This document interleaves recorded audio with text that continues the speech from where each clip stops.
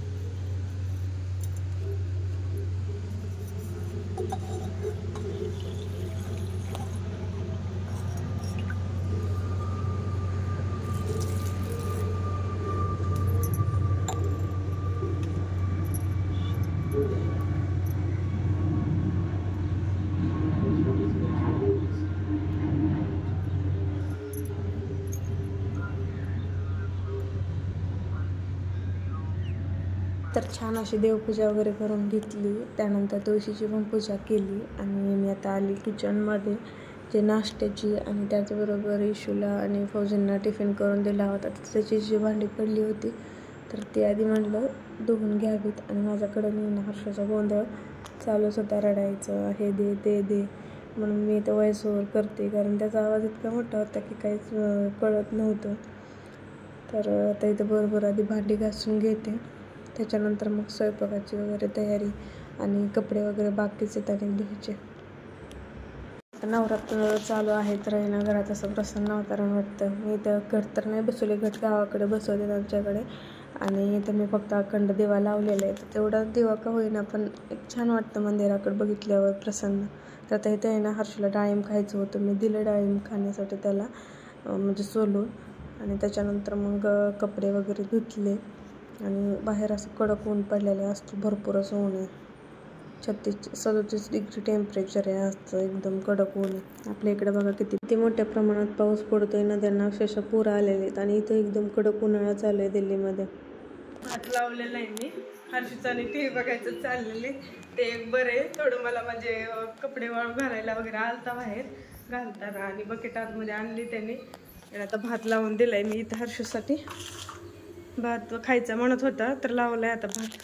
तर स्वयंपाक करून घेते आणि बघू आता इशूचा टाईम झाला तर तिला आणायला जावं लागेल. आधी कसं कसं होते ते बघते, आता ॲडजस्ट करते आणि बोलते तुम्हाला थोड्या वेळानंतर. ते इशूला घेऊन आले स्कूलमधून. आता तिथे चाललेलं आहे खेळायचं, ड्रॉइंग करायचं आणि कपडे पण सुकले असतील आता काढून आणते. आणि फरशी पुसून घेतली मी आत्ताच. खूप उशीर झाला, आता 12-12:30 होत आलेले आहेत. तर सगळं आवरलं. ईश्वरला स्कूलमधून घेऊन आल्यानंतर स्वयंपाक वगैरे केला आणि आता इथलं आवरून ठेवायचं किचन कट्ट्यावरचं तेवढंच राहिले. तर दुपारपर्यंत चित्राचं काम झालेली आहेत आणि हे जे पंचपाळ आहे ना, हळदी कुंकू संपलेलं आहे, तर ते आता काढून घेते याच्यामध्ये. तर आता ह्याच्यामध्ये आहे ना भरून घेते. ही गावाकडून आणलेलं हळदी आणि कुंकू आहे, तर ह्या पंचपाळ्यांमध्ये भरून घेते.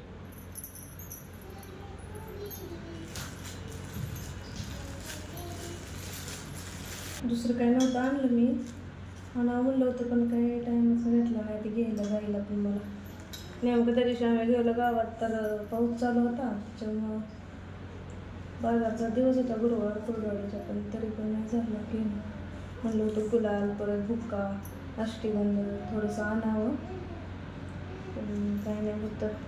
म्हणजे हळदी कुंकू घरी होतं ते दिले होतं प्रतीक्षाने.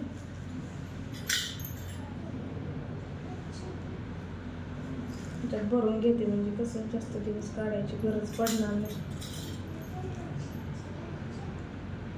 रांगोळीवरती ते टाकायला आता रोज देवपूजा झाल्यानंतर लागतं. म्हणजे संपलंच होतं सगळं करतं दोन्ही पंचपाळ्यांमध्ये. भरून घेतले आता जाईल भरपूर दिवस.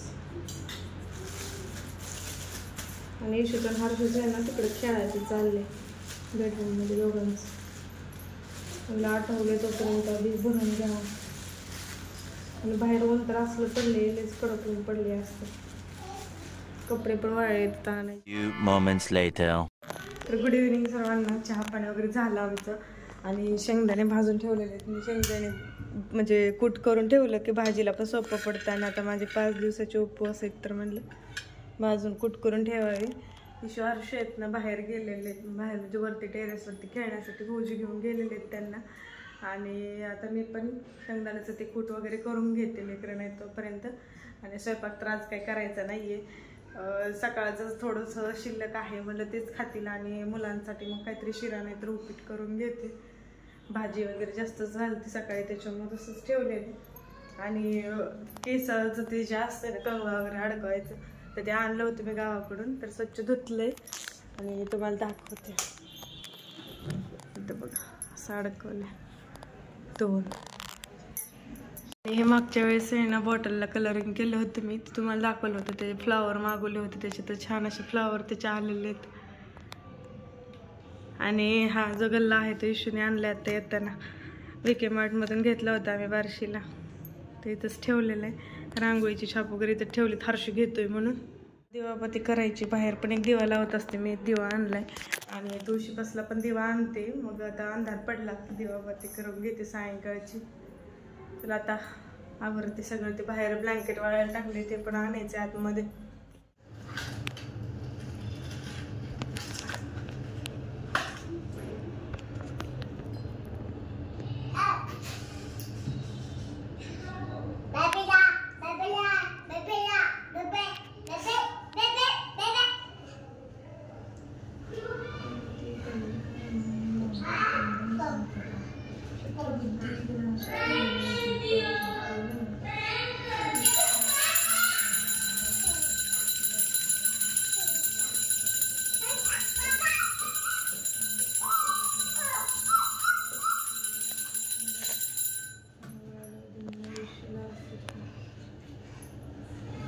तर छान अशी देवपूजा वगैरे केली. त्यानंतर बाहेर एक दिवा लावला आणि कापूर जाळला होता मी तिथं कपामध्ये.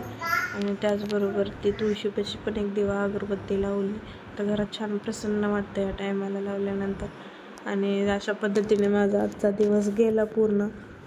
चला तर मग या ब्लॉगचा इथे एंड करते. व्हिडिओ आवडला तर लाईक शेअर सबस्क्राईब करायला विसरू नका. भेटूया अशाच नवीन ब्लॉगमध्ये. तोपर्यंत बाय बाय सर्वांना. Take care. रामकृष्ण हरी माऊली.